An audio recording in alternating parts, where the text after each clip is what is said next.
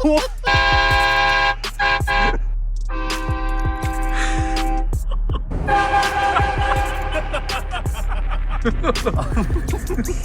back to the channel. So we are here in a parking lot to try out our new train horn, dude. I think it'd be a little rude to fire up the train horn in the garage, so I said we plug it in here really quick in this parking lot, take it home, install it, and see if it's anywhere near as loud as the one at Selena's. I doubt it, but you gotta start somewhere, dude. Holy, dude, look at these things. Oh my gosh, holy, dude, look at this. Whoa. Oh, baby. Dang, danger, high temperature. A little more involved than I thought it'd be. As far as trying to install it really quick here, or not install it, but at least try it out. Let's get home and figure it out. Cool, should be fun, should be loud.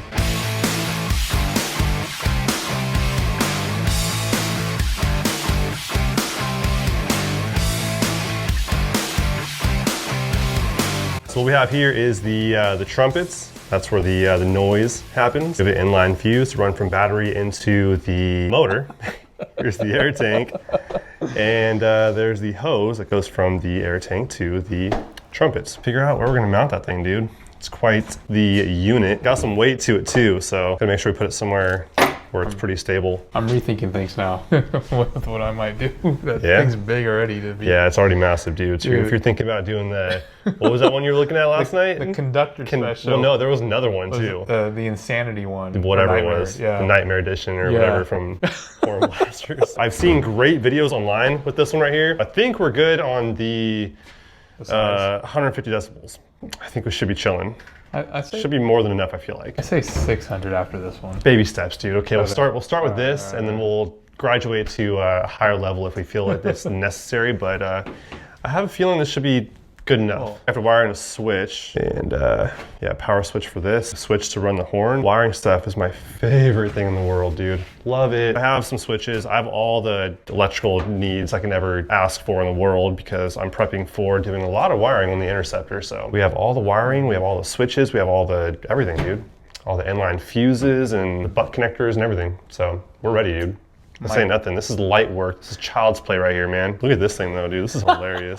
I think the more sound's gonna come out of this one. It looks like that. I feel like they all just kind of come together as one. I think they're just different tones. Okay. I don't think there are any difference in loudness. I think it's just a different tone that all come together as one, just insane train horn sound. Now I've seen a lot of videos on YouTube of the Viver, this exact train horn, pretty obnoxious for what I paid for it, which was less than $100 on Amazon, so. Ooh, gotta get up.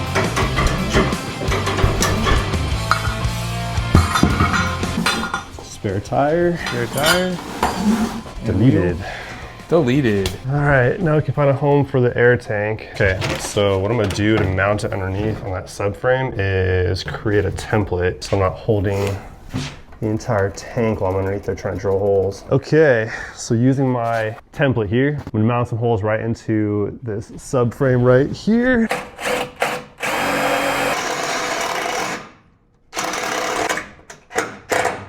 One down. 3 to go. 3 to go.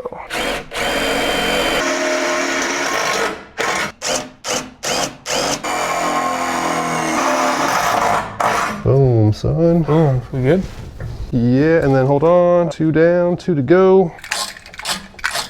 All right, the air tank's on, dude. Yeah, hey, there we go. That part's done. So on the wiring diagram here, we have to wire in a horn button to honk the horn, right? What I'm using is a momentary switch. A momentary switch is different from like an on and off switch because it only works while you hold it. Similar to the horn in your car, so only while you're holding it does it work. So that's this right here. So then a power switch right here, on off, which we'll use to power the air compressor. Now the next thing I'm gonna do is find a good home for the trumpets. Pretty good sized trumpets right there, man.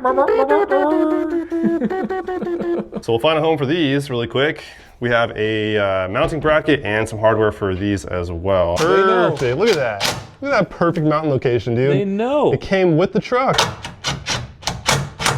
We're like some electricians now, man. Look at this. We're electricians now? Oh, we got geez. some wire strippers, we got some terminal connectors, and a crimping tool too. So from the horn, there was 2 wires coming off of it. They're both black. Regardless of the 2 wires, they're both black. One's positive, doesn't one's matter negative. where you put it. Doesn't matter which one you use. I'll crawl underneath there and ground one of them. And then run one to the momentary switch. I'm gonna throw in the hose here into the tank. Yeah, this is tight. The hose does not want to go in. Oh, I think we're in. I think we're in. Are we in? Nope, we're not in. Oh, we're in. We're in? Yeah, we're good. Time to do it again. So after basically melting it, it went on. There you go. I guess we're good. Who knew? That's what it takes, okay. So here's where we're at. As of right now, we have tank mounted up, horns mounted up, and the hose attached from the horn to the air tank. Now we got these two wires coming off of the horns right here. One's positive and one's negative. So I'll ground one of these, and then that's positive, the other one, and then we have positive on this one and ground as well. I'm gonna finish it up by wiring some stuff in, and that's pretty much gonna be it, dude. And then we're good to rip this thing. There we go. Oh, That's pretty cool. That's pro status right there. Wire cutter action also. Oh, Look at that. look at that. Right in between the cab and the bed is where I'm at right now. There's a little opening on the cab. I popped that vent open, and now I'm gonna run the wire through the opening there to the momentary switch, which is the button that will be our horn.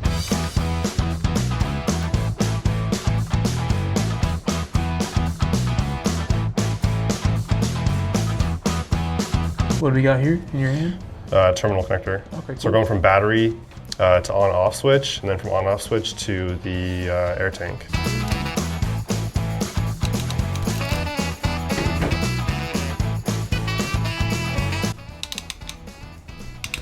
God, these are a game changer, man. Alrighty guys, so here's what we have done so far for the wiring. So the wire's coming off of the horn here. I zip tied the bracket of the horn, then I ran the ground coming from the horn and a ground coming from compressor as well. Even though the wire is red, it's the ground wire coming from the compressor. So they're both grounded right there. I run the positive wire coming from the horn all the way down that wire loom, right on the frame there, all the way down and around.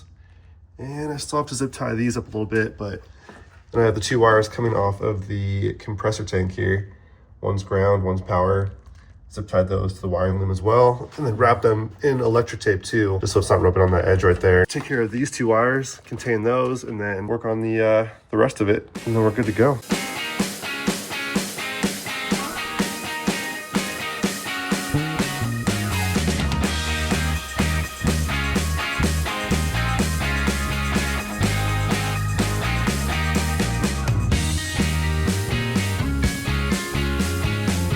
Hit it.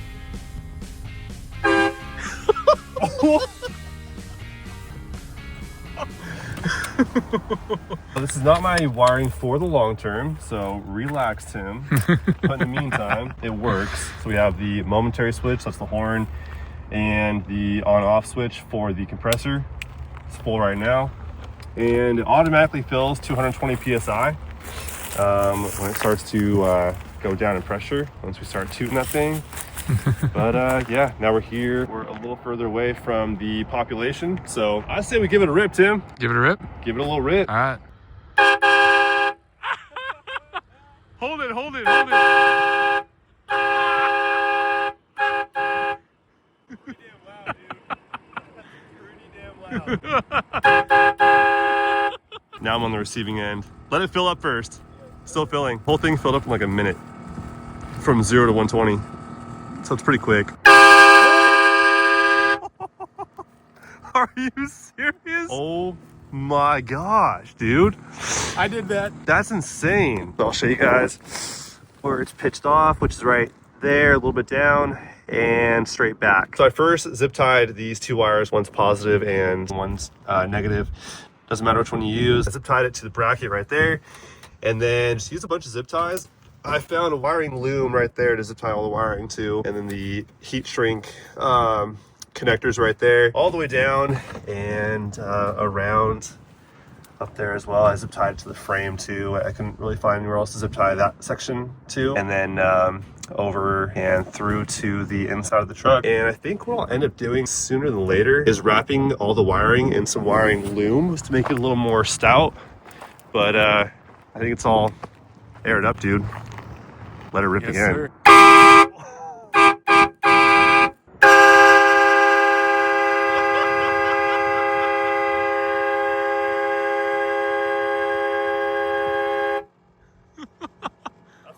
That's pretty good. That's not bad. Now we'll see how long it takes to fill up. I think probably like 30 seconds, really. It's not too long at all to fill. Not that long at all. Yeah, it's pretty quick. There it is. Filling up. I was like, what? A minute, maybe? Yeah. Yeah, time for another rip. Yeah.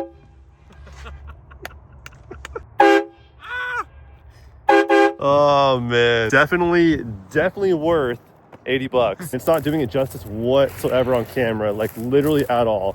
This thing is actually blowing my mind how loud it is for especially how cheap it was. But all right, let it rip.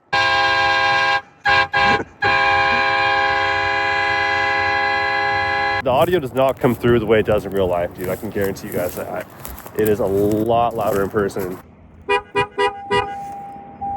That's not getting anybody's attention. First the rear.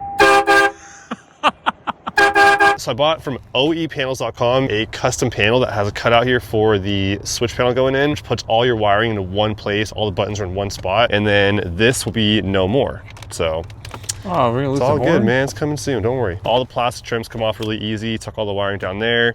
Feed it up in there. It's super simple to do all that. Here in the back, what I did, if you guys didn't catch it earlier, was popped down the seat, or popped off this panel here, the subwoofer cover, after lowering down the rear seat here. And there's little vents back there. I popped the cover off to it and ran the wiring in there. So you guys can see right in there is where the wire is ran to. Just tuck it underneath the trim piece here, and then underneath that pillar piece, and that's pretty much it. Just run it through and then into the cab that way, and then get it looking nice. So must be cheat day, huh? So much for the 25 health pulls, bro. What is that, man? Believe this guy? Just a one-off. Just a one-off. Gotcha. Yeah, here, bud. Tunnel? Are you thinking what I'm thinking?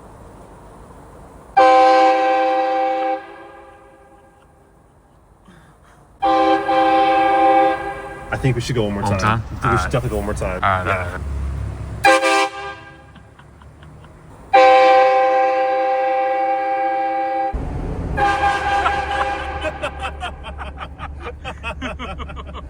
Oh my gosh.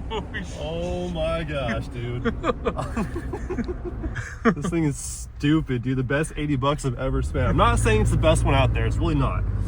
It's an Amazon $80, train horn, right? Yeah. It's not even a real train horn, but like It's right there. Pretty dang It's right close, there. though. Dude, it's pretty dang close. That is freaking ridiculous. All right, hop in, driver. Want me to drive? Yes, sir. right. Hop on in, man.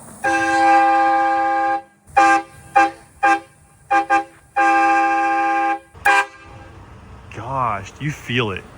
You literally feel it. Feel in your chest? A little bit. A little bit? A little bit. All right, tunnel. Tunnel.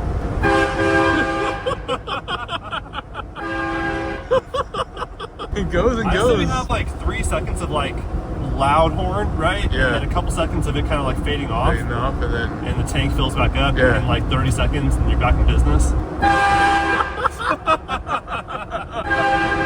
Oh my gosh.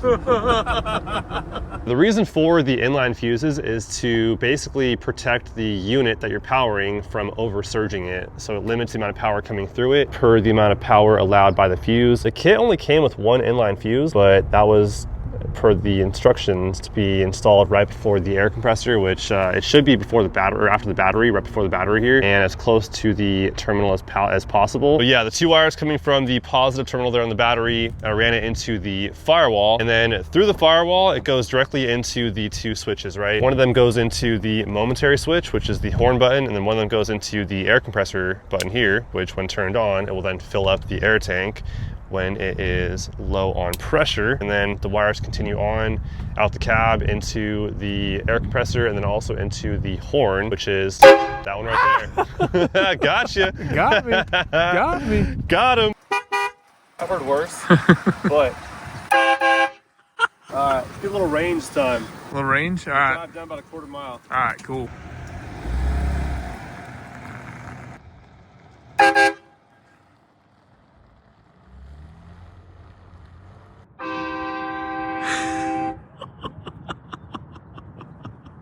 Get on.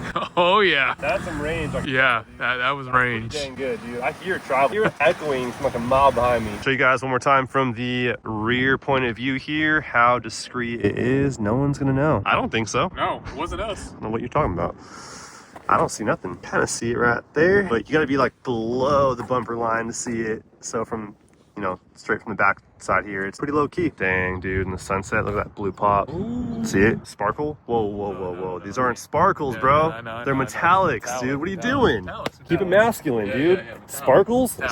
Metallic. It's a metallic paint job, not a sparkly paint job, dude. All right. I got it. All right. Keep it tough, man. Keep it tough. In the next video, I'll get the switch panel all hooked up and have the new fuse box under the hood to put all the accessories into and have it all nice and tidy and controlled by one little control panel. So, but yeah, in the meantime, that's all we got for you guys for today. We'll see you guys soon. Bye. Until next time. Peace.